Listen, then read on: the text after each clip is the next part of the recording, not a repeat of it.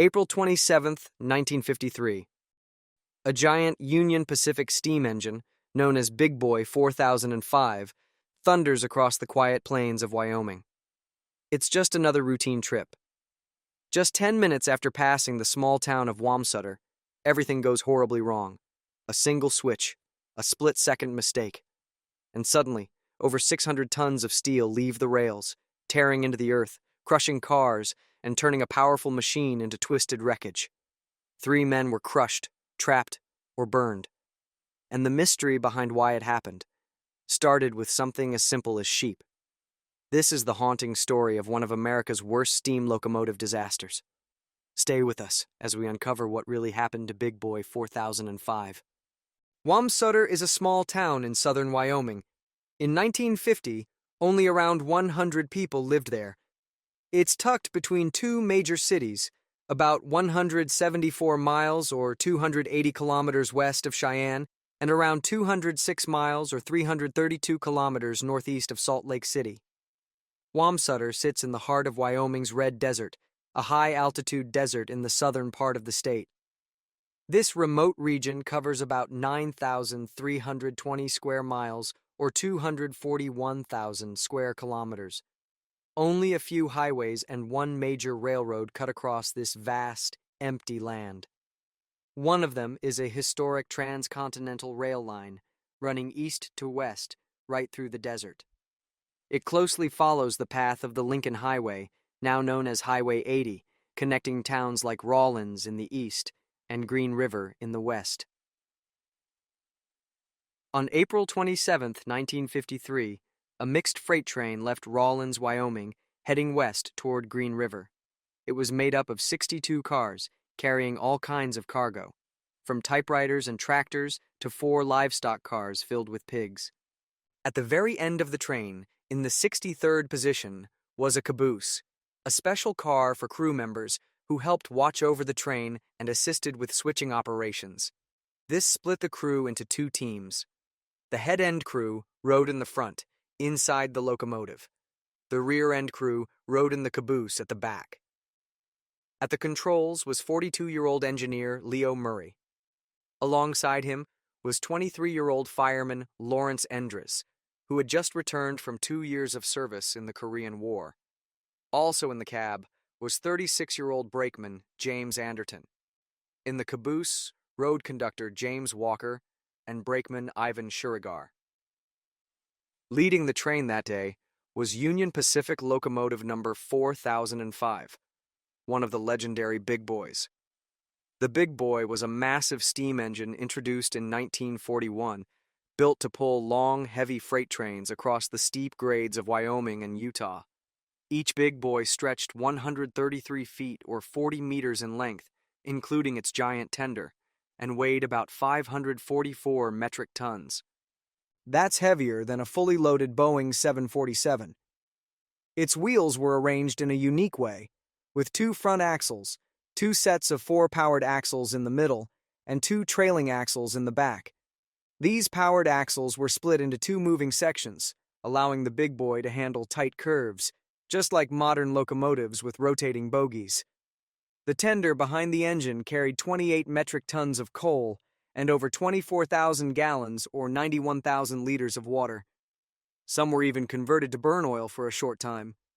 Early in the morning on April 27, 1953, a group of railroad workers arrived at a quiet spot called Red Desert, little more than a stop along the highway, about 8.5 miles or 13.7 kilometers west of Wamsutter, Wyoming. They traveled there on a small motorized cart with one job, to pick up a batch of switch ties. These are the longer wooden beams used where multiple tracks meet, helping guide trains through junctions safely. Soon after they arrived, a shepherd approached the crew. He was asking for help. He needed to move his large herd of sheep safely across the tracks. The herd was estimated at around 1,100 animals. At that time, Red Desert had a siding, an extra track that temporarily expanded the railway to 3 lines. These sidings are used to let trains pass each other or park for loading. Foreman Mayfield, the crew's supervisor, picked up his radio and contacted the dispatch center. It was just before 9 a.m. He needed to know what trains were coming and how much time they had before figuring out the safest way to get the herd across. To keep the sheep and the workers safe, Foreman Mayfield came up with a plan. He told two of his crew, known as section men, to take up positions by the track, holding flags. Their job was to warn any approaching trains to slow down. At the same time, two more workers were given a different task. They would switch the main line over to the siding on Mayfield's command. That would cause a warning signal to light up farther down the track, telling incoming trains to slow down or stop. It seemed like a solid plan. If a train was coming, scheduled or not, the warning signal and flagman would give enough time for it to stop before reaching the herd. Mayfield sent out his team. Among them was a young man named Mr. Vicente. It was only his second hour on the job with Union Pacific. His job was to control the eastern set of points, the switch where danger would soon arrive. Two freight trains were expected to pass Red Desert before the sheep crossing could take place, one eastbound and one westbound. The westbound train was being pulled by a giant, Union Pacific Locomotive number 4005, a big boy. The crew had about 35 minutes to get the sheep safely across. Or so they thought. It's now 9:15 in the morning. Union Pacific 4005, the massive big boy, has passed through Wamsutter and is thundering westward at 50 miles per hour or 80 kilometers per hour. The ground shakes as it approaches the eastern switch, where young Mr. Vicente has just taken his position. Foreman Mayfield had shown him how to operate the points only minutes earlier. Then, Mayfield turned and began walking back toward the shepherd and the sheep. But something went wrong. Vicente, likely confused by the instructions or overwhelmed by the pressure, turns the switch, guiding the track away from the main line and onto the siding. Then, he hears it. The roar, the rumble, the piercing whistle. He looks up and sees it. Union Pacific 4005 charging toward him like a monster of steel and fire. It's almost on top of him. In a panic, Vicente scrambles to reverse the switch. He grabs the lever and pulls with all his might. But it's too late. He's forced to jump clear, just seconds before the locomotive rushes past him, unable to stop. On board, the crew sees the point suddenly shift. Their train is now heading off the main track. There's no time to brake, no way to avoid what's coming. It is now exactly 9:20 a.m. Union Pacific 4005 reaches the switch, still traveling at 50 miles per hour or 80 kilometers per hour. But the switch is not set for a straight path. It's set to turn. That's far too fast to safely take a curved siding. The massive leading wheels are forced sharply to the right, and in that instant, everything goes wrong. The weight of the locomotive, nearly 600 tons of steel, slams into the rails with a force they were never meant to handle. The big boy derails violently. Metal screams, the ground trembles, and then it tips over. The sheer noise of the engine at full steam was already earth-shaking. But now, the full collapse sounds like a thunderclap. The earth itself seems to shake beneath it. The tender, still connected, is pulled forward by momentum. But it doesn't just follow the engine. It crashes into it. It rips through the cab, the very heart of the locomotive, shattering steel and wood and glass. The cars behind begin to jump the rails. One by one, several freight wagons tumble off the tracks, some destroyed, some crushed beneath their own weight. The destruction didn't stop with the locomotive. 17 freight cars, the ones directly behind the engine, are torn apart. Some are shattered into pieces, others are completely obliterated. The result? A towering wall of wreckage and cargo, rising as high as 70 feet, or 21 meters, now blocks the tracks like a twisted metal mountain. Cars 13 through 17 crash into each other, folding like an accordion. But in a cruel twist, they also serve as a crumple zone, sparing the remaining cars from the same fate. At the back of the train, the crew and the caboose feel the sudden jolt as the train lurches to a stop. They have no idea what's just happened. There's no crash noise, no warning, just silence. Then confusion. It's only when they peer out the rear windows that the horror unfolds before their eyes. A massive pile of wrecked steel and broken freight towering in the distance, almost half the train, gone. Inside the locomotive, there's tragedy. Engineer Mr. Murray and fireman Mr. Endres crushed instantly as the tender slammed through the cab. But against all odds, brakeman Mr. Anderton survives. He's badly injured, pinned in the twisted wreckage, but alive. Mr. Walker runs toward the wreckage, desperate to check on the crew in the locomotive, but he's quickly stopped in his tracks. Hot steam hisses violently from broken pipes, filling the air with heat and danger. The pressure is so intense, no one can get close. The mangled engine is like a boiling steel monster, still too deadly to approach. With no other choice, Walker backs off and rushes to the nearest trackside phone. He contacts the dispatch center, his voice steady but urgent, reporting the derailment and calling for emergency help. Every second counts. Meanwhile, at the back of the train, Mr. Shurigar is already in motion. He walks nearly a mile, or 1.6 kilometers, east along the rails. He knows the signaling system may be broken. The switch points were destroyed, which means any westbound train might come speeding in, unaware of the disaster ahead. He straps explosive devices called detonators, also known as torpedoes, directly onto the tracks.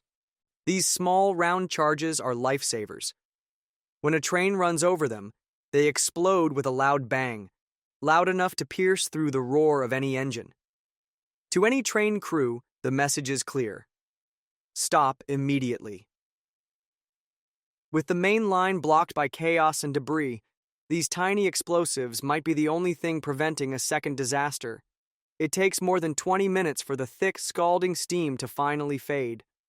Only then can the emergency responders get close to what's left of the big boy's shattered cab. Inside, they find Mr. Anderton. He's alive, but barely. He's lying down, badly hurt, his leg crushed between a wooden seat and the twisted steel side of the cab. He's trapped, pinned in a space so tight, it's hard to even reach him. The rescuers do what they can. They pass him water. He asks for a cigarette. They give it to him. Firefighters begin the long, slow work, cutting through thick metal and shoveling out piles of heavy coal. A doctor crawls up to a narrow gap in the wreckage, just big enough to slide an arm through. Through that small opening, he gives Mr. Anderton a dose of morphine to help ease the pain while the hours drag on. The rescue is delicate, dangerous. One wrong move could make things worse. Hour after hour passes, 10 hours in total. Finally, after nearly half a day trapped inside the wreck of one of the largest locomotives ever built, Mr. Anderton is pulled free and rushed to the hospital. He survived. But two of his fellow crewmen, Mr. Murray and Mr. Endres, were not so lucky. As rescuers worked hour after hour to free Mr. Anderton, he never lost consciousness. Even while trapped, injured, in pain, and surrounded by twisted steel, he stayed awake. And he remembered everything. What he said would later become a key part of understanding what went wrong. Lying pinned in the wreckage, he recalled the moment everything changed. He threw it right in front of us, Anderton said. The switch. They threw it right in front of us. They didn't give us a chance. He remembered the sensation of the train shifting violently beneath him. I felt the engine rock. I don't know how many times it rocked, he said. The next thing I knew, I felt the steam hitting me in the face. I thought I was a goner. All I could think of was getting my hands over my face. In railroad terms, throwing a switch means changing the points, sending a train one direction or another. On that day, the switch was thrown too late, and it led a 600-ton monster off the rails. In the early hours after the crash, hope still lingered. Some of the railway workers believed they had spoken with the engine crew, perhaps the driver, perhaps the fireman. Voices were heard through the wreckage, words exchanged between twisted steel. But as rescuers finally reached the locomotive's crushed cab, a grim truth was uncovered. The remains of both Mr. Murray, the train's driver, and Mr. Endres, the fireman, showed they had died instantly, long before the train even came to a stop. The voices the workers had heard, they had been calling out to each other from opposite sides of the wreckage, unaware they were speaking to fellow workers, not the men inside. It was a tragic misunderstanding born out of chaos, a sign of just how disorienting and violent the crash had been. And then came more heartbreak. 2 days after the derailment, in the late morning hours of April 29th, Mr. Anderton passed away. He had held on as long as he could. But the burns covering 80% of his body, along with internal injuries and the trauma of being pinned for hours, proved too much. Despite the heroic efforts of firefighters, doctors, and rescuers, his injuries were beyond what anyone could fix. With his passing, only the rear-end crew survived.